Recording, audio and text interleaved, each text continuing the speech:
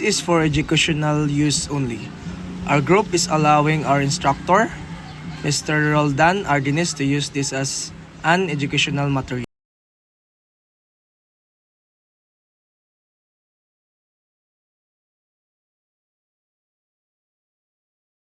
The global North and South divide refers to the economic, political, and social disparities between wealthier industrialized countries and poorer developing nations. This division is not strictly geographical, instead, it categorizes nations based on their level of development, income, and influence in global affairs. The global North refers to wealthier industrialized countries that dominate the global economy and political landscape. These nations are typically located in North America, Europe, and part of East Asia and Oceania countries, like the United States, Germany, Japan, and Australia are examples of nations in the global North. The global North is considered categorized by high economic development, strong institutions, and widespread access to advanced technology and healthcare. These nations tend to have stable political system and significant investment in education, leading to higher standards of living and life expectancy. Additionally, countries in the global North play a dominant role in global trend and trade, innovation, and policymaking, giving them significant influence over international norms and standards. The global South encompasses developing nations, often found in regions like Africa, Latin America, and parts of Asia. Countries such as India, Brazil, and Kenya are considered part of the global South. The global South is marked by lower levels of economic development, with many nations reliant on agriculture or resource extraction for income.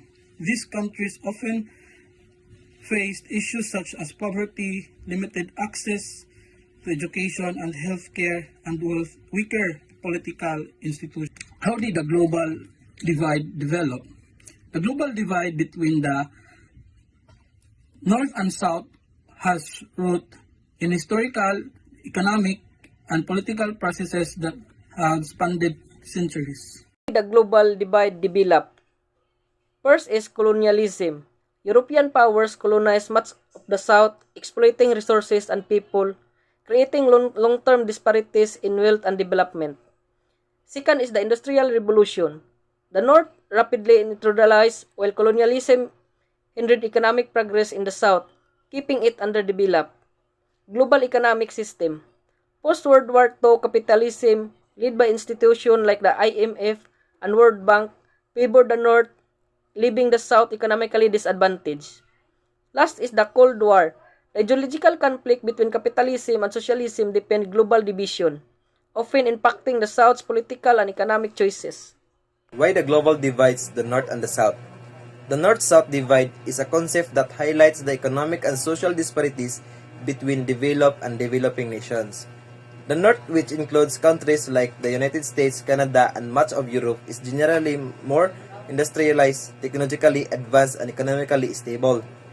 In contrast, the South, comprising many countries in Africa, Latin America, and parts of Asia, faces challenges such as poverty, political instability, and limited access to education and healthcare. This divide originated from historical events like colonialism and industrial revolution, where northern countries gained wealth and power by exploiting the resources of southern nations. In the modern world, the divide is evident in income levels, infrastructure, and global influence. Northern countries dominate international organizations, trade agreements, and technological advancement, while southern nations often struggle with debt, unemployment, and climate change effect. However, globalization and initiatives such as foreign investment, education program, and technological advancement are helping some southern countries reduce the gap. Countries like China, India, and Brazil have made significant progress in economic growth, challenging the traditional North-South classification. Despite this effort, inequalities remain, and bridging the divides require continued global cooperation and fairer economic policies. Social and cultural differences.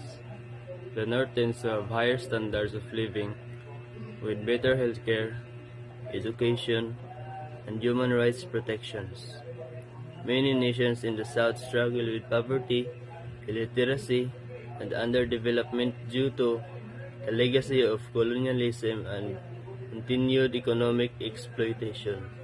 It's all about the difference between the third world and the global south. So I will explain the third world.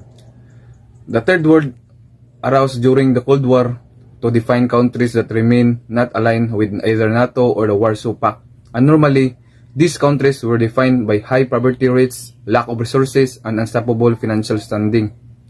So during the Cold War, two groups emerged on the world stage. One group of Western countries led by the United States along with its allies Canada, Japan, South Korea, and other Western European states represented the first world. So the second group of countries led by Soviet Union along with its allies China, Cuba, North Korea, Vietnam, etc. represented the second world. At the same time, there was a third group of countries that were not aligned with either the first world or the second world, group called the third world. Good afternoon, sir, and everyone. I'm Engine Cadet Unavia Redentor, and now, let's proceed to Global South. Global South is a more recent and value-free terms that often used to describe the same countries as Third World. Both terms refer to developing countries that are not as wealthy or developed as the countries in the Global North.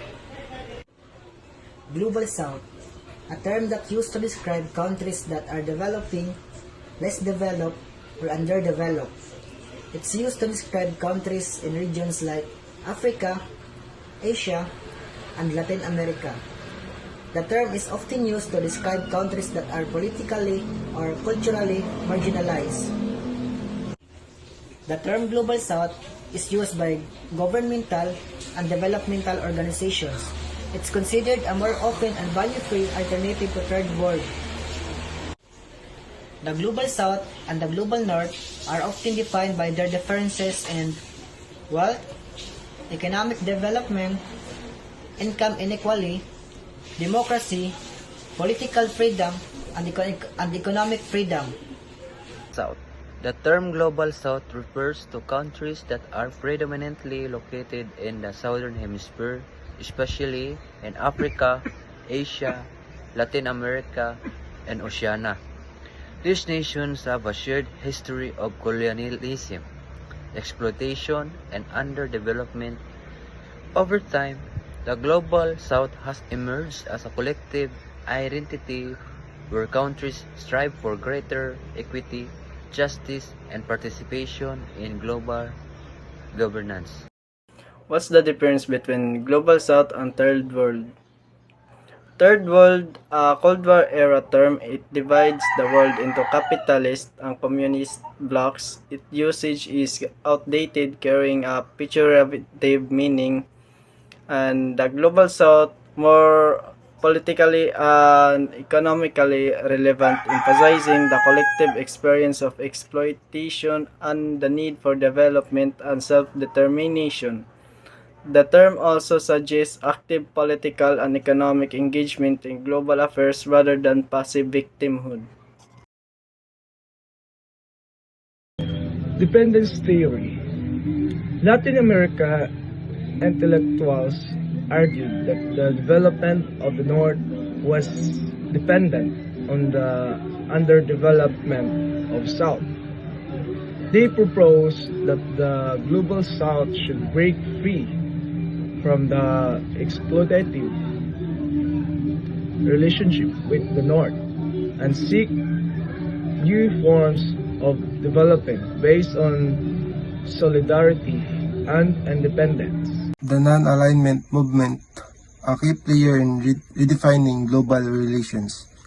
NAM was a coalition of countries from the Global South, primarily from Asia, Africa, and Latin America, that sought to avoid being caught in the Cold War rivalry between the US and the USSR. It emphasizes the autonomy of these nations, global affairs, and economic development. New international economic order. Latin America countries, along with others from the Global South, demanded reforms in global economic relations, including fairer trade, debt relief, and redistribution of resources.